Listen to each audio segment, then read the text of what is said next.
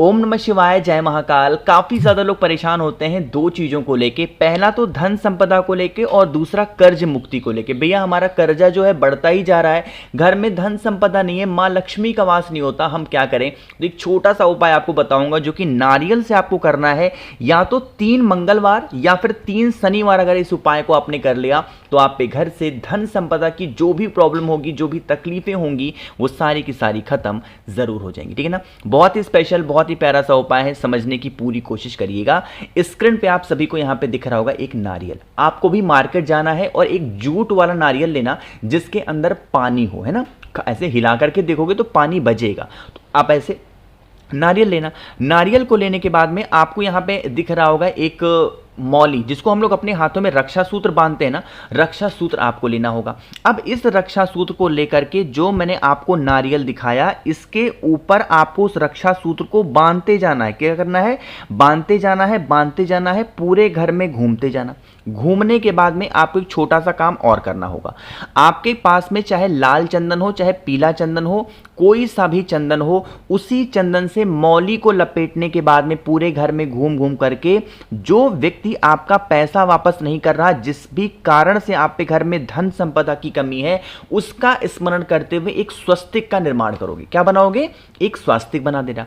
फिर आप इस नारियल को उठाना है ना, और उठाने के बाद में आप क्या करेंगे, आप इसको लेकर के चले जाएंगे बजरंग बली की किसी भी मंदिर में। ठीक है ना। आपके घर के आसपास में जो भी छोटा मोटा मंदिर हो वहां पे जाएंगे और शाम के टाइम पे प्रदोष काल में बालाजी का स्मरण करते हुए, और जो व्यक्ति आपका पैसा वापस नहीं कर रहा है, फिर जिस वजह से आपके घर में धन संपदा की भरपूर ज्यादा कमी हो गई है, उसका स्मरण करते हुए उनके पास में उस नारियल को समर्पित करके और फिर आप अपने घर की तरफ जा सकते हैं। ध्यान क्या रखना है, जब नारियल आप समर्पित करेंगे तो एक आपको सरसों के तेल का दिया गोल बत्ती का बजरंग बली के पास में लगाना है और फिर नारियल को रख करके अपने घर की तरफ जाना।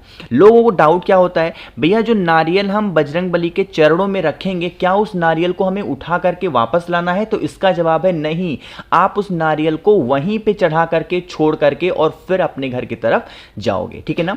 समझ रहे हो मेरी बात को ना। तो आप इस उपाय को जरूर करेंगे। नियम क्या है कि या तो इस उपाय को 3 मंगलवार कर लो या तो इस उपाय को 3 शनिवार कर लो। ऐसा नहीं हो कि एक मंगलवार किया, एक शनिवार किया, नहीं। या तो मंगलवार को स्टार्ट किया है तो 3 मंगलवार करो, या तो शनिवार को स्टार्ट किया है तो 3 शनिवार करके देख लो। मन हो लगातार कर लो, मन हो छोड़ करके करो, लेकिन 3 करके देखना। आपके घर में धन संपदा की मात्रा बढ़ जाएगी और कर्ज मुक्ति जिस भी कारण से होगी, वो सारी समस्याएं आपकी खत्म जरूर होंगी। ठीक है ना। तो यहां पे मैंने आपको पहले उपाय की बात बताई है। आगे बढ़ते हैं धन संपदा के लिए हम लोग अपने दूसरे उपाय की तरफ, और यह उपाय भी आपको सिर्फ एक ही बार करना है, चाहे शनिवार को कर लो या मंगलवार को कर लो, इससे कोई मतलब नहीं। ठीक है ना। यहां पे देखो एक सिक्का दिख रहा है, मैंने 1 रुपए का सिक्का दिखाया है। इसका मतलब यह नहीं कि आपको 1 ही रुपए का सिक्का लेना है, नहीं। आपके के घर में चाहे 1 रुपए का हो, 2 रुपए का, 5, 10, 20, जितने का भी सिक्का मिले, कोई भी एक सिक्का लो। ठीक है ना। सेम काम करना है आपको फिर इसी तरीके से लेना होगा एक मौली कलावा, जिसे हम रक्षा सूत्र बोलते हैं, है ना। उसको लेना, और लेने के बाद में जो सिक्का मैंने आपको दिखाया ना, चाहे 1 रुपए का लिया हो, 2 रुपए, 5 रुपए, 10 रुपए, उस सिक्के के ऊपर आपको लपेटते जाना है, घूमते जाना है पूरे घर में, जितने भी रूम्स हो, कमरे हो, उस सिक्के के ऊपर उस मौली को अच्छे तरीके से लपेटते जाना है ना।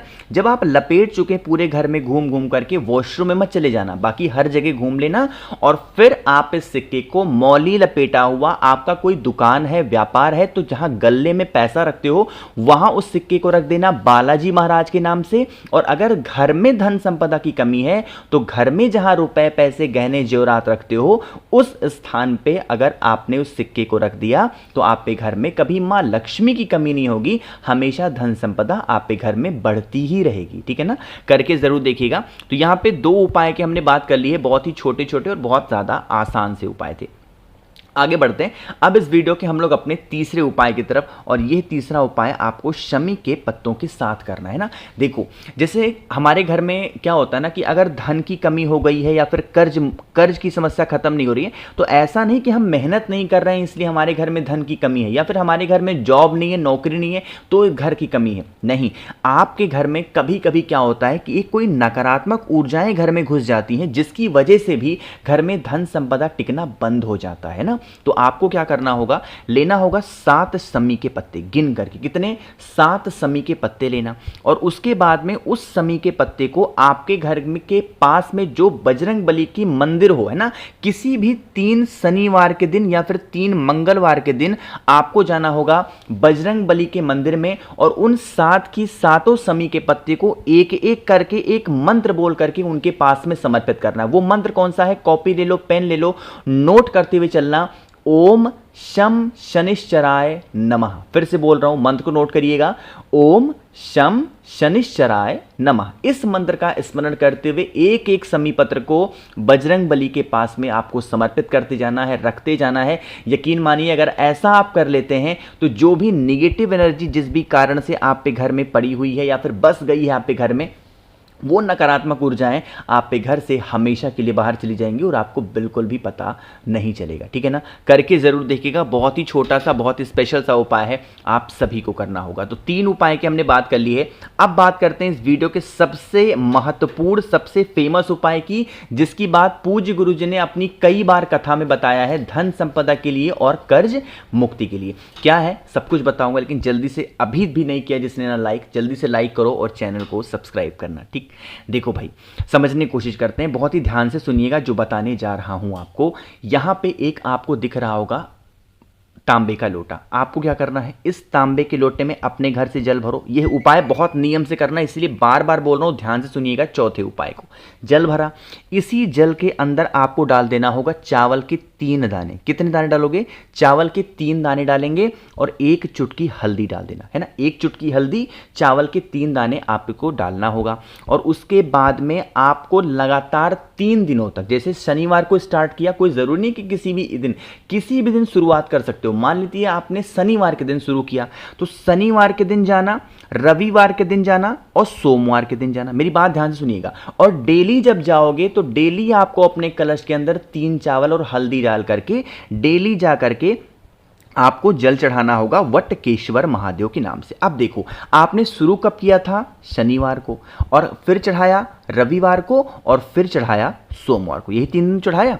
जब सोमवार का दिन पड़े, ठीक है ना, यानी तीसरा दिन जब आ जाए, तो तीसरे दिन जल चढ़ाने के बाद में आपको वट के पेड़ की, बरगद के पेड़ की कोई भी एक टहनी ले लेनी है, या तो उसकी जड़ मिल जाए तब तो बहुत अच्छी बात है। उसकी जड़ को लेकर के आप अपने घर पे आना, और उसकी जड़ को आपको अपने घर में 3 महीने तक रखना है। कितने महीने तक, 3 महीने तक आपको रखना होगा उसकी जड़ को।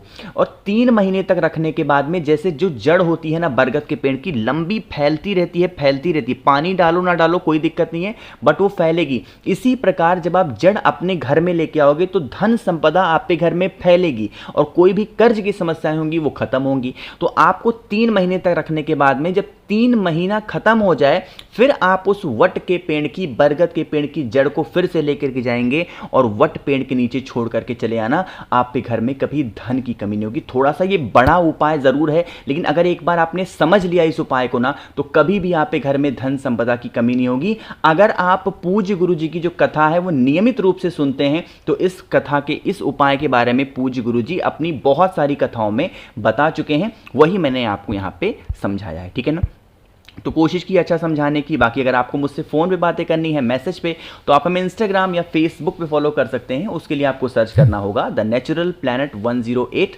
वहाँ पे हम लोग बहुत सारी बातें करेंगे। बाकी मेरे जितने भी भाई बहन मेरी आवाज़ पहली बार सुन रहे हैं, चैनल को सब्सक्राइब करिएगा और वीडियो को लाइक सभी को करना है। श्री शिवाय नमस्तुभ्यम।